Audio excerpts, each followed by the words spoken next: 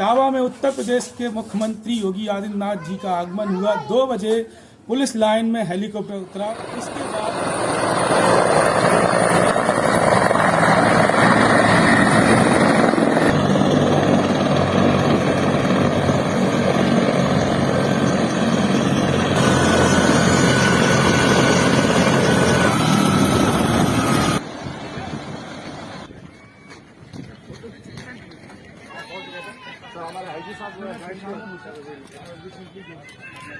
एक सप्ताह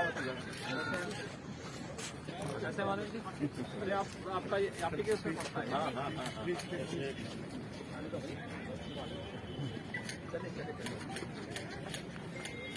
इनका हम लोगों से बहुत बड़ा क्षेत्र है हमारा।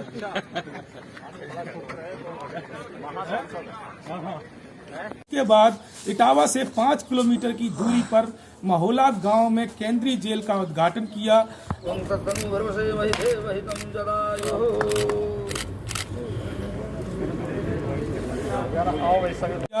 और फिर वहां से नुमाइश पंडाल पहुंचे। वहां उन्होंने भारी जनसभा को संबोधित किया। आइए डालते एक नजर भाजपा, सपा, कांग्रेस के नेताओं की क्या प्रतिक्रिया रही, डालते हैं एक नजर। देखिए, माननीय मुख्यमंत्री जी पूरे उत्तर प्रदेश के आम आदमी के मुख्यमंत्री हैं। हमें भी उनसे मिलने का हक बनता है, मेरा भी। इटावा की जन समस्याओं को लेकर के हमने मुख्यमंत्री जी को ज्ञापन देने की कोशिश की थी, लेकिन जिला प्रशासन ने मुझे सुबह ही गिरफ्तार कर लिया। सुबह ही गिरफ्तार करके हमें थाना सिविल लाइन है, वहाँ से जसवंत नगर बैठाया गया।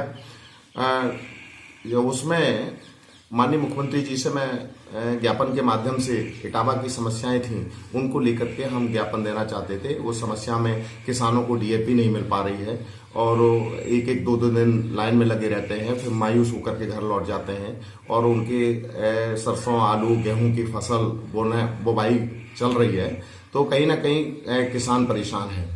दूसरा, एक कुदरैल गांव में आगरा एक्सप्रेसवे और बुंदेलखंड एक्सप्रेसवे को जोड़ने वाला स्थान है। वहां किसानों को जब वो अधिग्रहण की गई थी तो वहां पर उनसे कहा गया था कि हम यहाँ पर कट बनाएंगे, वो उसको कट नहीं दे रहे हैं।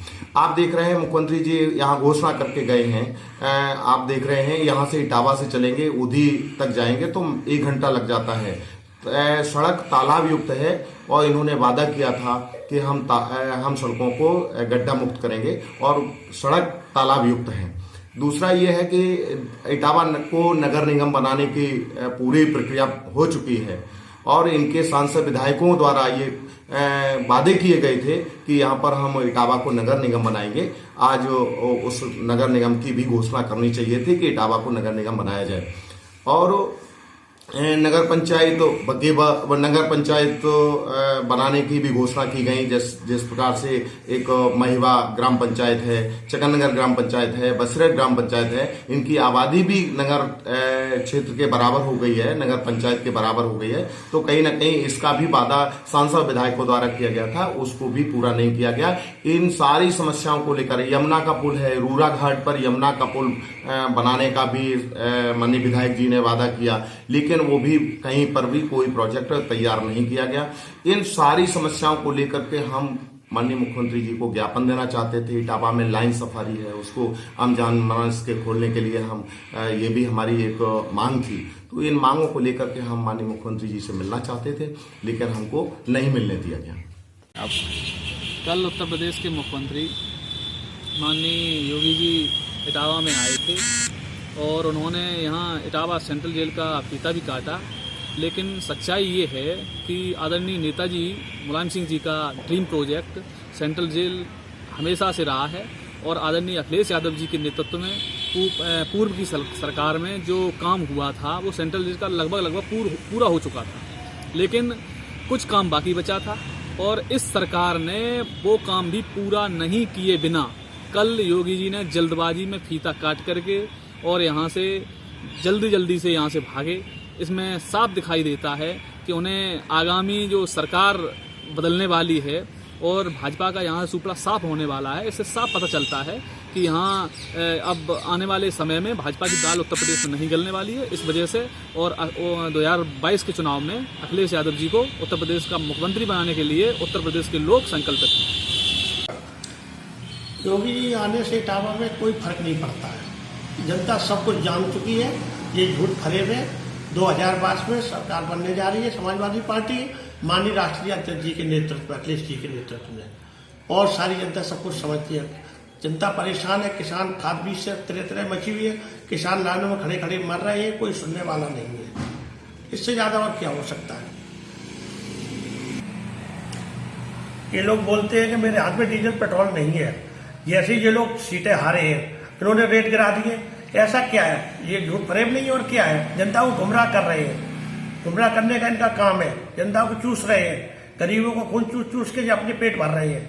ये सरकार चला रहे हैं, हो सकता है भ्रष्ट सरकार। मैं तो यही कहूंगा कि इनको पाखंडियों को जल्द से जल्द इनको हटाया जाए और 2022 में समाजवादी पार्टी की सरकार बने और सभी का उत्थान हो, सभी को रोजगार मिले, सभी को पेट भरे।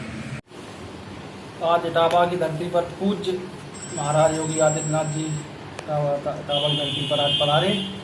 मैं इटावा से जिलाध्यक्ष निवर्तमान जिलाध्यक्ष भाजपा युवा मोर्चा सत्यम राजपूत। योगी जी का संदेश क्या आज एक बिगुल फूंक के गए। 2022 की इटावाई की धरती से आज उनका शुभारंभ हुआ। सपा का गढ़ है ये जानते हुए उन्होंने आज यहाँ जो करारा भाषण दिया, विपक्ष को जो करारा जवाब दे के यहाँ से गए हैं, तो एक यहाँ से संदेश देते हुए गए हैं और आगे की लड़ाई यहीं से लड़नी है। पूरे प्रदेश की 22 की लड़ाई इटावा से शुरुआत करी है आज योगी आदित्यनाथ जी महाराज जी। आज महाराज जी इटावा की केंद्रीय जेल का उद्घाटन करने आए थे। महुला में केंद्रीय जेल कारावास का उद्घाटन किया और करीब 500 करोड़ की परियोजनाओं को इटावा को सौंप कर गए हैं। इनका लाभ इटावा की जनता ले सकेगी आने वाले समय में।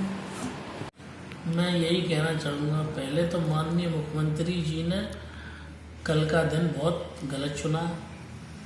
जो एक साल से माताएं बहनें अपने भाइयों की लंबी उम्र के लिए कामना करती हैं, कल आपने उनके साथ घोर अन्याय किया और कल आपने सारे छोटे से छोटे कर्मचारियों को, छोटे छोटे समूह चलाने वाली माताएं बहनों को अपनी जनसभा में एकत्रित करने का काम किया। ये घोर अपराध है। योगी जी ये माताएं बहनें आपको माफ़ नहीं करेंगी। जी, मैं मनोज राजपूत, पूर्व जिला महामंत्री ओबीसी मोर्चा भारतीय जनता पार्टी इटावा। आज सरकारी कार्यक्रम में माननीय प्रदेश के लोकप्रिय मुख्यमंत्री आदरणीय योगी आदित्यनाथ जी के इटावा में आगमन हुआ। 550 करोड़ की योजनाओं का लोकार्पण करके गए। महोबल्ला में सेंट्रल जेल बनाई गई है, उसका उद्घाटन।